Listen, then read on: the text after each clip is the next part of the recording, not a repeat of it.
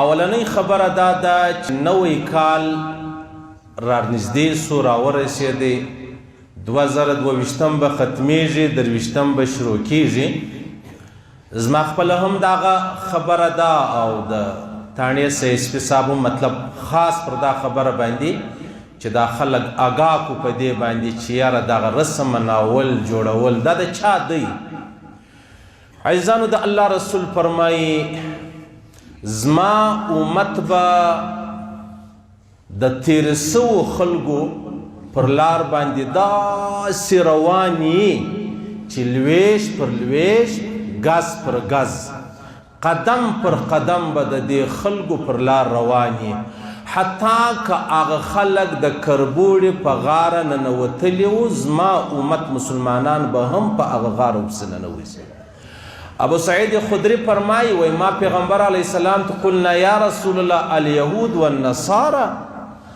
دا ته چې کومه خبره کوې چې زما امت مسلمانان به د تېرې سوو خلکو پر لار روان یي یهودو نصارا ښایه. وای پیغمبر علیه السلام ما ته ویل قال فمن نو څوک ښیم؟ د بخاري او د مسلم حدیث دی.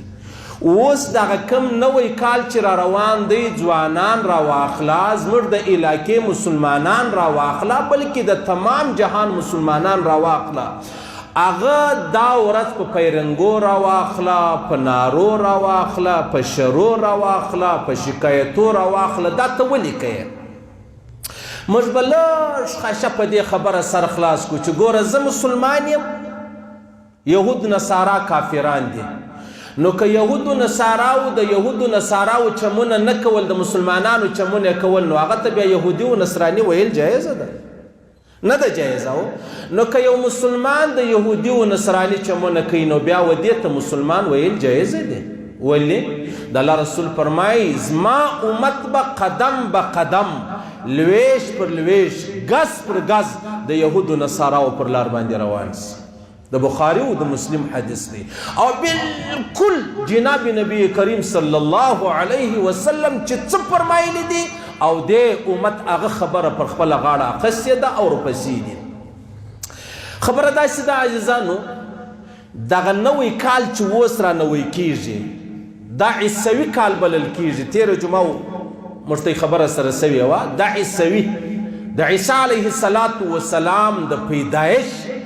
د یهودو د نصاراو خپلې خبرې دي. د مسلمانانو سره یوه ذره تعلق نه لري. که تعلق لري زما او ستا سره سنه هجري تعلق لري چې هغه د محرم څخه شروع کیږي. تاسو خپله اندازه ولګوئ چې دا زموږ نوی کال د مسلمانانو چې سنه هجري بلل کیږي دا یهودو نصاراو ګرد سره د دې ذکر په دا خپلو مجلسو کې کوي. نه دی کړی نه خبرنامه را واخله نه د دې پروګرامونه را واخله نه د دې هغه د دې مجلسونه را واخله. په هغو کې دا کافران زما او ستا د کال ذکر هم نه کوي نه مې هم نه اخلي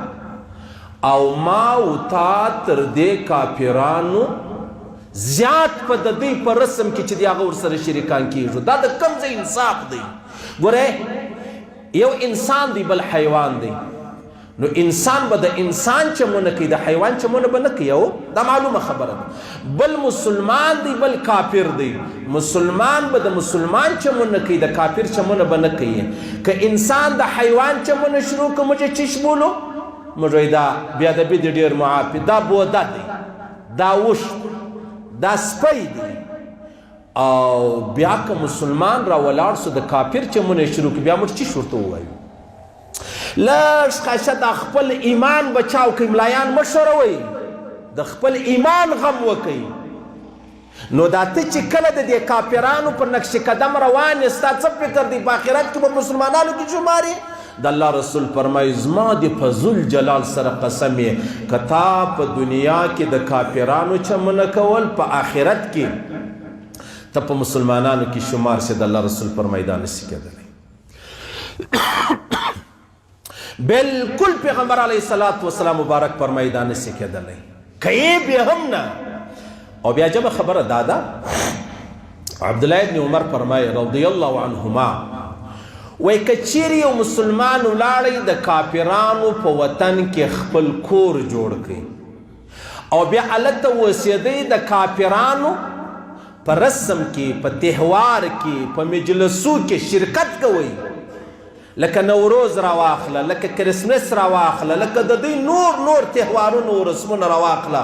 عبدالله ابن عمر فرمایي زما د په خدای سره قسم یې که ته په دغه حال کې مړ سوې، په دغه وطن کې مړ سوې، په دغه ملک کې مړ سوې، دغه د کافرانو په مجلسو کې ناست مړ سوې، په خدای دې مې قسم یې د قیامت په ورځ به ته په یهودو نصاراو کې راپورته کېږي. زموږ څونه ډېر مسلمانان په بارو ملکو کې اوسېږي، منم مجبوری به لرې، عذر به لرې او خبره به لرې، خو لیکن بیا که ته د په کرسمس کې شرکت کوې، که ته د په نوروز کې شرکت کوې، د دوی په تهوار کې شرکت کوې، نو عبدالله ابن عمر فرمایي د قیامت په ورځو په هغو کې راپورته کېږي. صحیح سلو. بیا عجبه خبره دا د عزیزانو، شیخ الاسلام ابن تیمیه رحمه الله فرمایي وایي کوم سړی چې د کافرانو پر لین، پر خبره، پر مجلس، پر قدم روان دي، د هغه څو تاوانونه ده موږ ته راښولي دي. اول تاوان یې دا دی چې کله یو سړی د یهودو نصاراو پر لار روان یې، خود به خود ته د صراط مستقیمه څه واوښتلې، بس ډایرکټ ته د صراط مستقیمه څه لیرې سوې. دا یوه خبره. دویمه خبره شیخ الاسلام فرمایي هغه دا ده چې ته کله د کافرانو پر نقش قدم روان یې،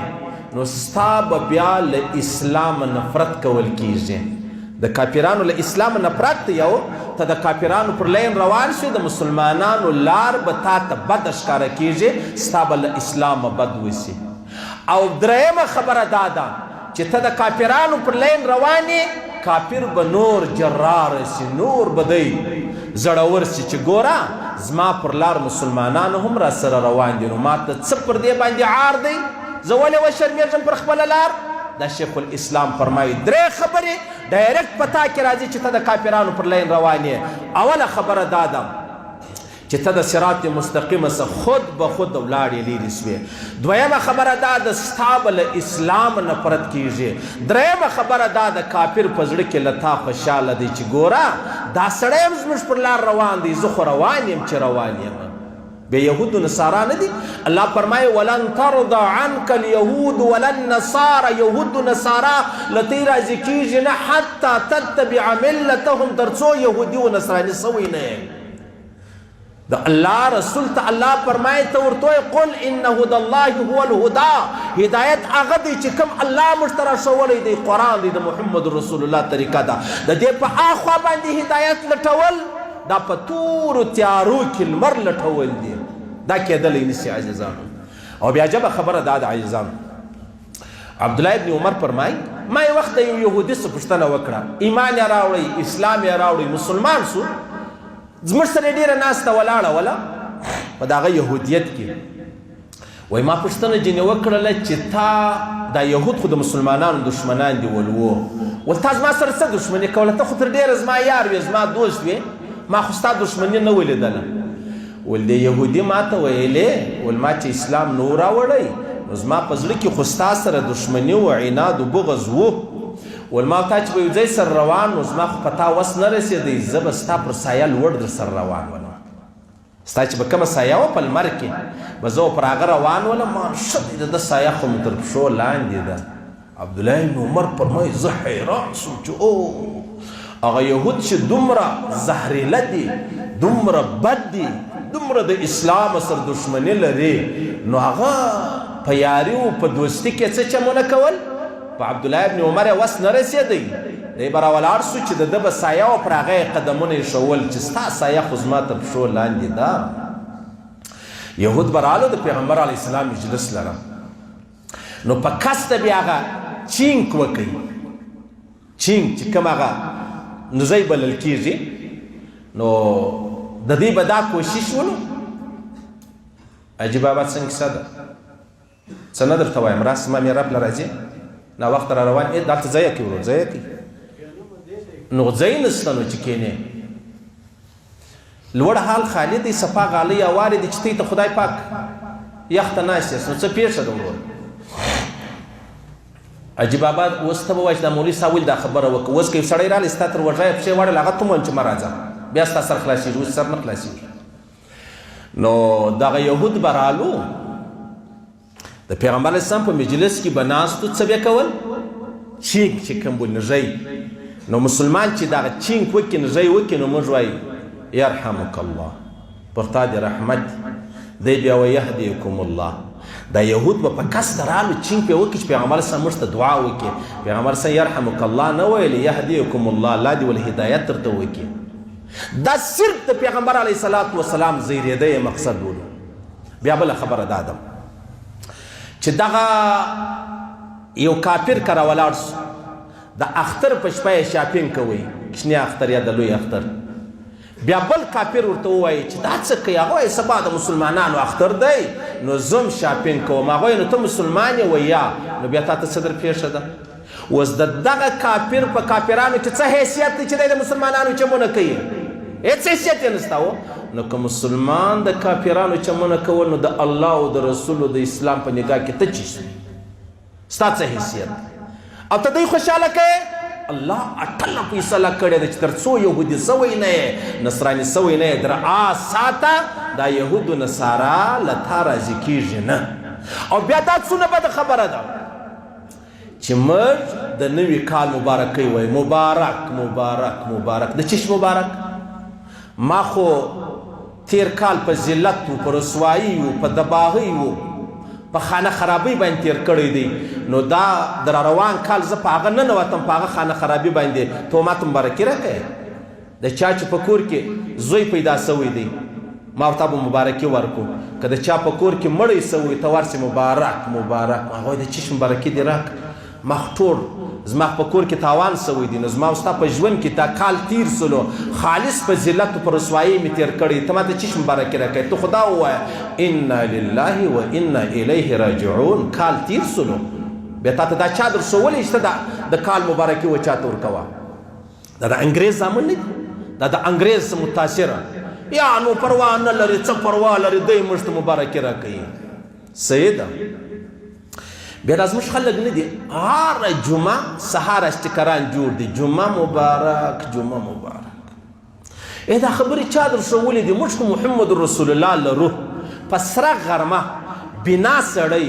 په سترګو بنا دی هغه کډې تور ولوېدی دا د چا کسور دی د لمر کسور دی که د دې سړي کسور دی تا په سره غرمه په سپینه رڼا کې تا کډی نه لیدی نو ما او تا د محمد رسول الله په شکل کې په صورت کې